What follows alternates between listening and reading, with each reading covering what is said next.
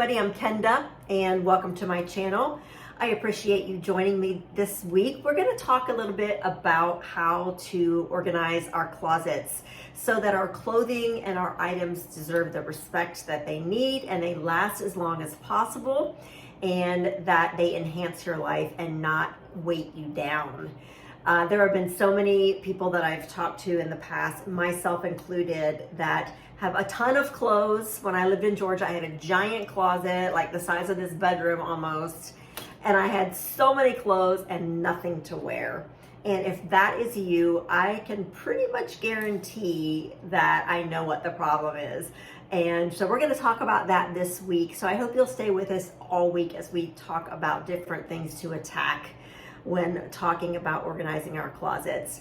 So for me, the most important thing about organizing or editing your closet is that you go into it with a really positive attitude. I normally am watching a really fun movie and I have some healthy snacks out so I can just kind of graze and munch as I go throughout the day. And I plan on spending the entire day, sometimes 2 days. But wow, what a sense of accomplishment when you finish, and what a light feeling you get. What a powerful and wonderful feeling it is to have a very organized and very intentional closet. So I hope you will like and subscribe to the channel and follow along this week. Again, I would love to hear from you. I always say that, but I really do mean it. When people send me messages, I get so excited. I'm like, oh, somebody has a question or somebody gave me their idea. I love it so much. So thank you for doing that. So today we're just going to talk about an overview. A few things that you need to have on hand when you're ready to tackle your closet and ideas of how to get ready for that. So I have my little notes here because I really have spent a lot of time thinking about it. I've definitely spent a lot of time doing it myself. I am not a minimalist, but I have gone through multiple edits of my closet. In addition, I just mentioned that I used to live in Georgia. I live now full-time in Cabo, and when we left Georgia and that giant closet, I got rid of every single thing I had. We sold everything we had and donated much of our furniture, much of our clothing, and we just got rid of everything. Can you even imagine getting rid of everything that you own? And it's a fun process. Like, what would you hold on to? What would you keep? If you could only take 2 suitcases into your next life, what would you pack? So that's where we were. And so I'm a pro at this. I know how to let things go and I know how to start over. So let's talk about some items that you need to have on hand when you're ready to tackle your closet. So what I normally do, first of all, is I have out some tubs. I have some large storage tubs. I make sure they're clear so that I can see what's in them and that they all are the same size, so I can stack them, interchange the lids and the tubs. Very important that you can see through them. For me personally, because we are going to have different piles, and I like to put like a note in front of the bin. So I'll put a piece of paper and I'll write tank tops, or I'll write not sure, or I'll write a date, or I'll write special occasion. I'll write things on that so I can see through the tub. So when I look up in the storage, I can see what the tub has in it. You can also get a label maker. I have a label maker, and I sometimes print out labels and stick them on the front of the tub. The other thing that you're going to want to do is set up your iron and your ironing board. For me, an iron it's a magic tool. It's like a magic wand. You can take anything and make it look almost brand new just by ironing it. So I use a Rowenta iron.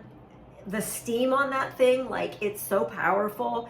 You can have your jeans folded and have like all 4, like your leg folded and have like all 4 layers of fabric, and you can push the steam on that Rowenta iron and it goes all the way through and does the whole thing. So best iron I've ever used. They're a little bit of an investment, but let me tell you, they cut your ironing time in half, and they're terrific. They're solid, they're heavy, and the steam is so powerful that sometimes it'll lift it up off the clothes when you push the steam button. It's intense and it's so rewarding and so fulfilling. It feels so great. And to just see an article go from looking like, oh yeah, I've had that for 5 years, to looking like, oh, it looks like I just bought it. So that's super fun. The other thing that I have and that I use a lot is a steamer. I like the steamers that have the various, attachments that you can put on. This one's great. And it has like a turbo. You can adjust the strength of the steam. And this is what I use when things are hanging up and I'm just like putting them on and I want to take a few like loose wrinkles out. I'll just steam them.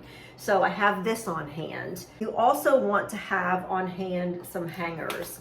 And one of the things that makes your closet look really intentional and beautiful to look at is if all of your hangers match. That's a little bit of an investment, but I tell you, for me, it is the best thing that I've done in my closet. And I swear by these velvet hangers. Look how thin they are. They're super sturdy and the clothes don't slip off of them. So I swear by these. I have gone and replaced every hanger in my closet with these hangers, and they all match. You can get them in multiple colors. I just got black because that's what I liked at the time, but you can get them in multiple colors. You can also get the ones that have the little clips to hang your pants, which is great. And they also sell the little clips independently, so you can have the regular black hanger and put the little clip on it. So if you have a dress or if you have a pantsuit or a suit, you put the blazer on the top and then you can put the pants below and put the little clips on. And then finally, I do bring some trash bags in. Sometimes there are things that just aren't even worth keeping. You just want to throw them away. But I also, when I donate, sometimes I'll take them in a bag, in a trash bag, just because it's easy to transport.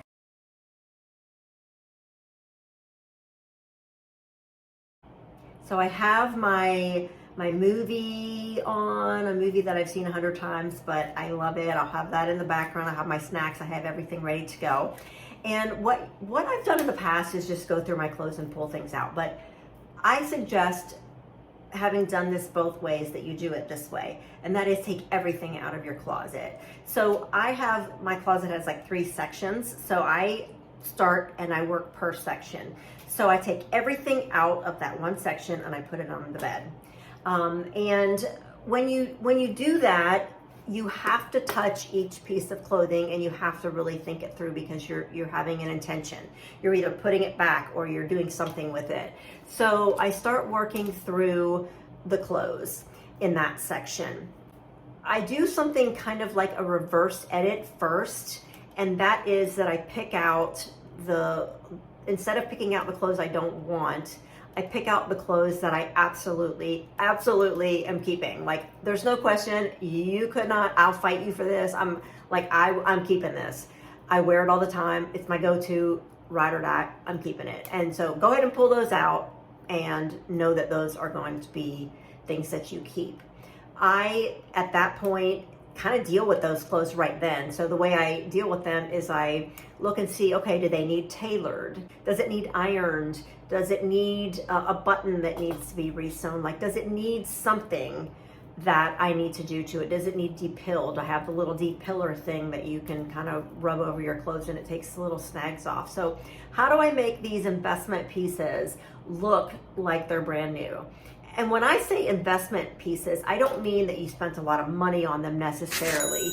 I mean that they are what you're investing your time and your effort and the majority of your wardrobe in. So sometimes they are a little bit more expensive because you want them to last 5 or 10 years. They don't go out of style.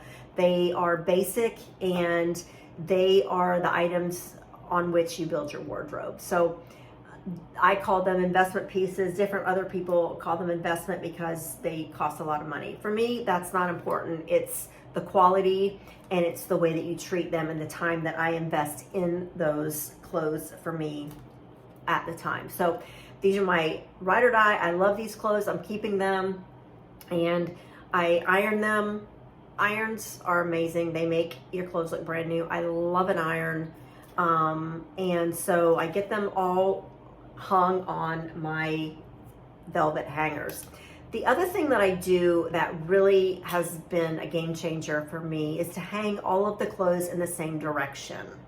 So that means that the front of the shirt is facing the same everywhere. So every single shirt, every single pair of pants, every single dress, the front of it is facing in the same direction. And that way, when you go through and you're looking at what you have and what your options are, you're seeing the front of the outfit, you're seeing the front of the dress, and that just makes it so much easier. And it's not that hard, y'all, to just put your hangers on the same way every time. It's really not hard. It only takes a second, and once you get the habit of it, you'll be so happy that you did that. So we have our ride or die items, we have our absolutely items, we've ironed them, we've looked at what needs, if something needs to go to the tailor, we've depilled them, we've steamed them, we've done whatever we need to do. We've hung them on our velvet hanger that are very thin, and we go put them back in the closet. I put them in order, I color block. So I start with black, then I go to blue, then I have a little bit of pop of color, and then I go to my basic colors, which are my neutrals. We also have this capsule wardrobe that we can mix and match the bottoms and the tops very easily. So you have these things and they're in order. And for me, I'm a little extra. I do long sleeve, short sleeve, tank top. I'm extra. You don't have to do that, but that's what I do. So I think another really important thing is to be completely honest with yourself about where you are in life, and not have like, this is what I need from my wardrobe, and not have like a fantasy wardrobe. Like, that can be a lot of different things, but for me, my fantasy wardrobe is jeans, Ugg boots, a sweatshirt, and a really cute crocheted hat with a big like fur ball on the top. That's like, oh my God, that sounds so awesome. That's not practical for me here. That doesn't work here where I live in Cabo. So that's a fantasy, and I don't need to be buying winter clothes. I don't need to be buying sweatshirts. I don't need to be buying crocheted hats, because I'm not gonna wear them, and that's silly. I still do it.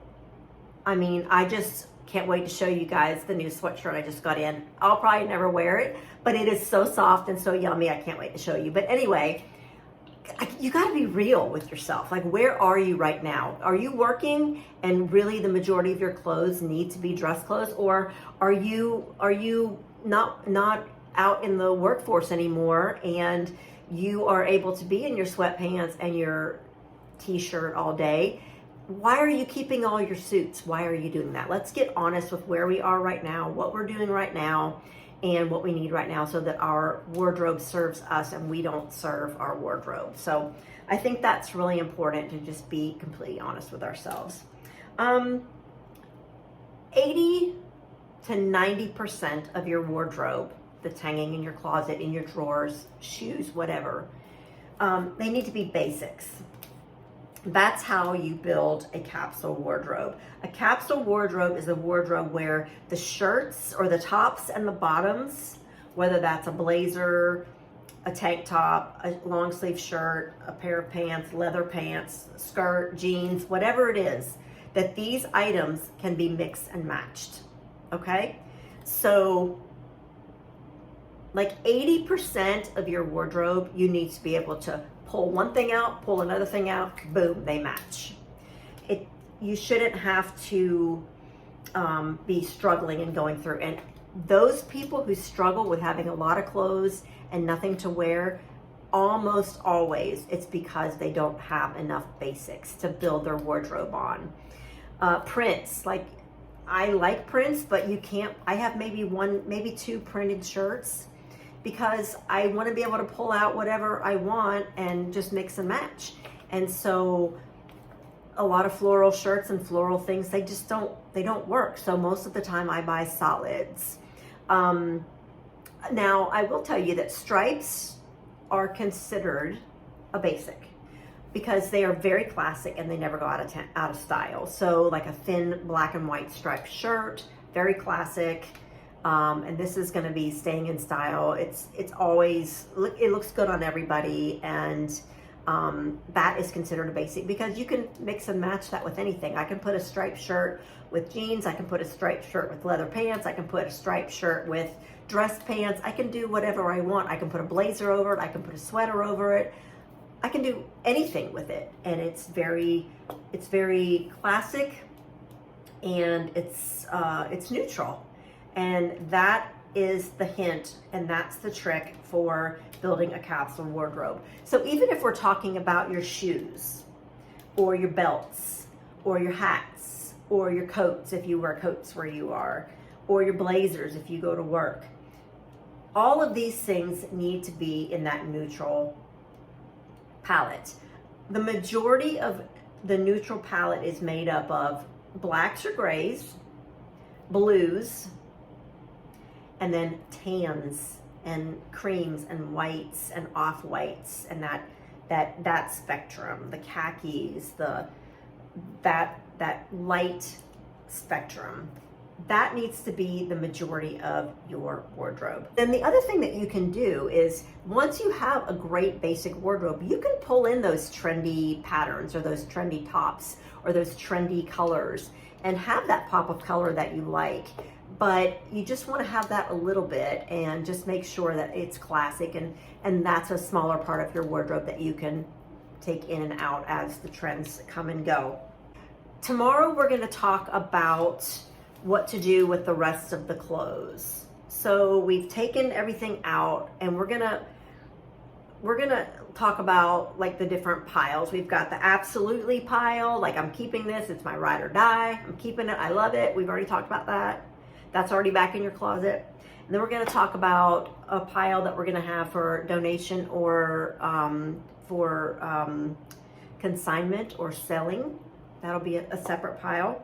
And then we're going to talk about some not sure items, like roadblock items, like I don't know what to do with this. I can't get rid of it. I don't know what to do with it. And then we're going to spend a day talking about special occasions. So I hope you will come back and stick with us through this series. I think it's going to be a lot of fun.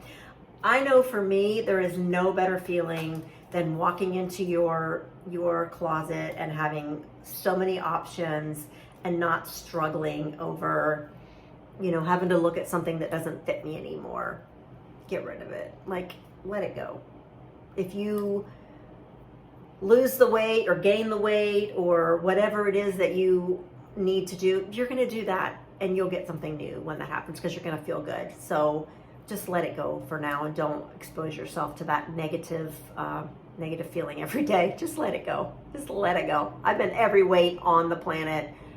You have to just let the clothes that don't fit you, let them go. So we'll talk more about that this week, but I just want you to know that I really appreciate you. I appreciate all the support I've received this week after losing our little pet, and I appreciate you listening to me rant and rave about my closet. I don't know, it's fun for me. So thanks for watching, and I'll see you in the next one.